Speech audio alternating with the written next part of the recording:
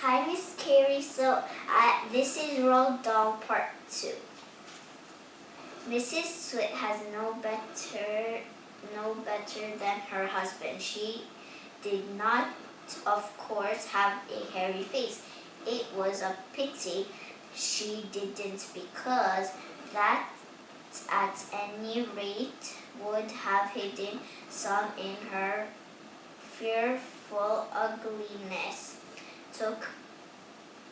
Take a look at her.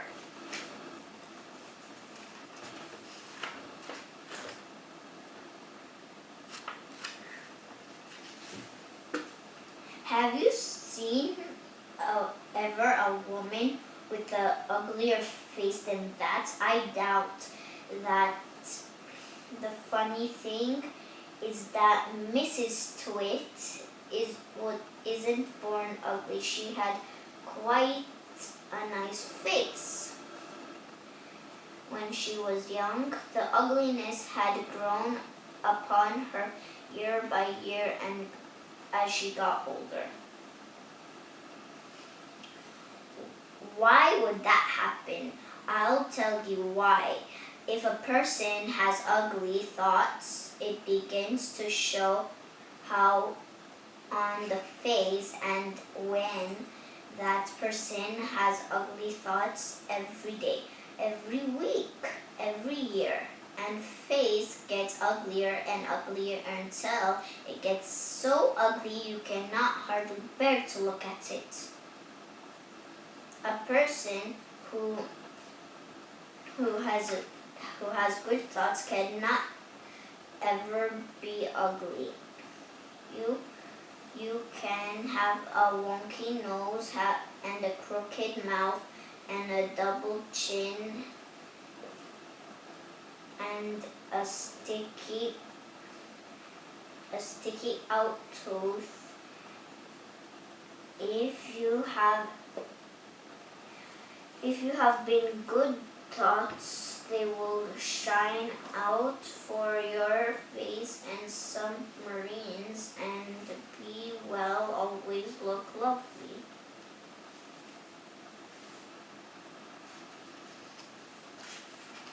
Nothing shone out Mrs. Twit's face. In her right hand she carried a walking stick. She used to tell people this because they had warts growing on the sole of their feet. Left feet, and walking is painful. But the real reason is carried a stick was so that she could hit things with it, like dogs and cats and small children. And then there are glass eye. Mrs. Twit had a glass eye that was always looking the other way. The glass eye.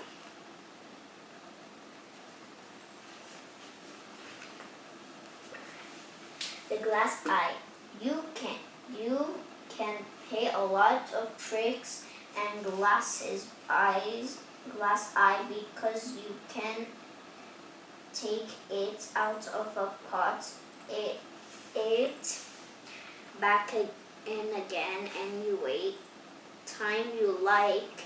You can bet your life Miss Twit knew all the tricks. One morning she took out her glass eye and dropped it into Mr. Twit's mug of a beer. When he wasn't looking, Mr. Twit sat there drinking his beer slowly, and then at fourth made a white ring on the hairs around his mouth. He wiped the white fourth on to his sleeve and wiped the sleeve to his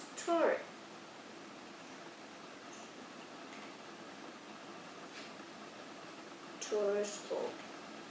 What's this?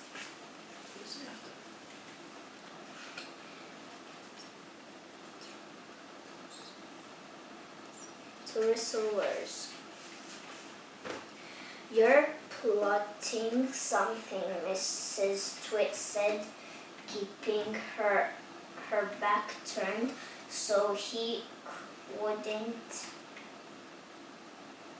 see what she had taken out of her glass. I would never, whenever you go all quiet like that, I know very well you're plotting something, Mrs. Twit was right. Mr. Twit was plopping anyway.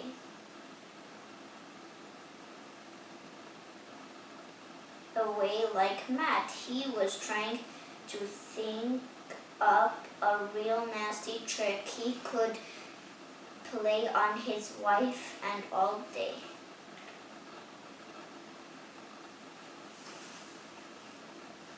You'd better be careful, Mrs. Twit said, because when I see you starting a plot, I catch you like a wombat. Oh, do shut up, you old hag, Mr. Twit said. You went drinking his beer and he is an evil mind. Here's the picture of Mr. Twit drinking the beer and plotting.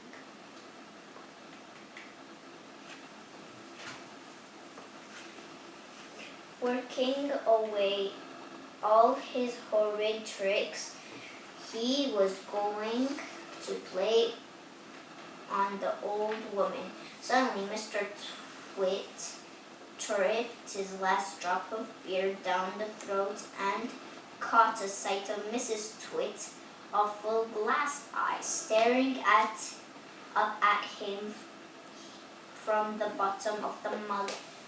It made him jump. I told you I was watching you, chuckled Mrs. Twit. I've got your eyes everywhere, so you'd better be careful.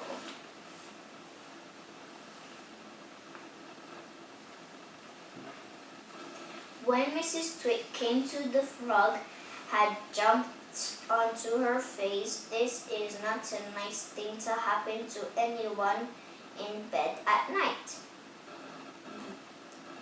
She screamed again. By golly, is that a giant skilly wiggler? Mr. Twit said. I'll bite off your nose. Mrs. Twit leaped out of bed and flew downstairs and slept in the night on the sofa. The frog went to sleep on the pillow. The next chapter is called The Wormy Spaghetti.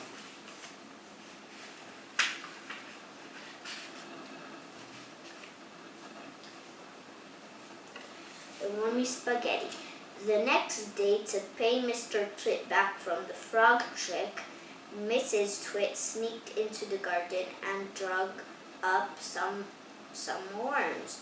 She chose big, long ones and put them in a tin.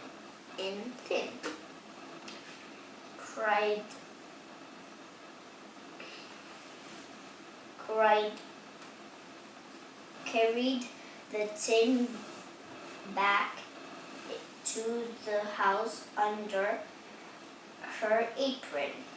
At 1 o'clock, the cooked spaghetti for lunch and mixed with worms and spaghetti, but with all her husband's plate.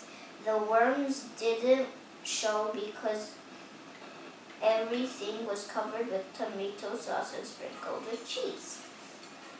Hey, my spaghetti's moving, cried Mr. Twit, poking around in his fork.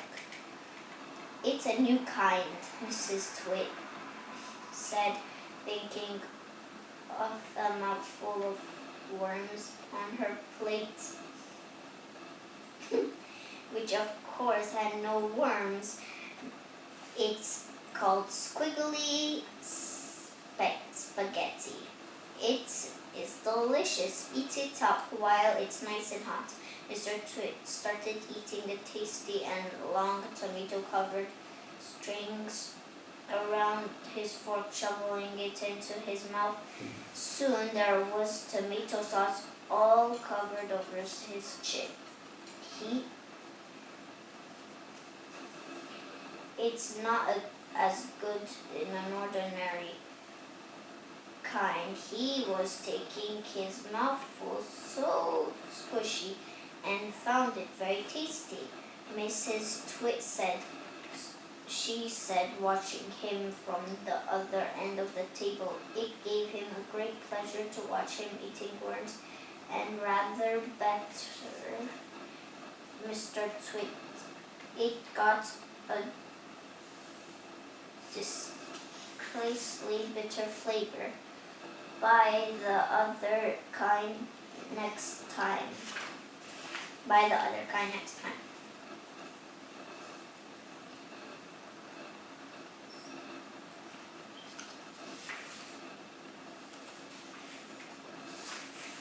Mrs. Twit waited until Mr. Twit had eaten the whole plateful of spaghetti. She said, You want to know why your spaghetti is squishy? Mr. Twit wiped the tomato sauce from his beard in the corridor. Why, he said, and why it had a nasty bitter taste. Why? He said, Because it's worms, cried Mrs. Twit, clapping her hands and stamping her feet on the floor and rocking the horrible laughter. The next chapter is called Funny Walking Stick. We're going to read it tomorrow.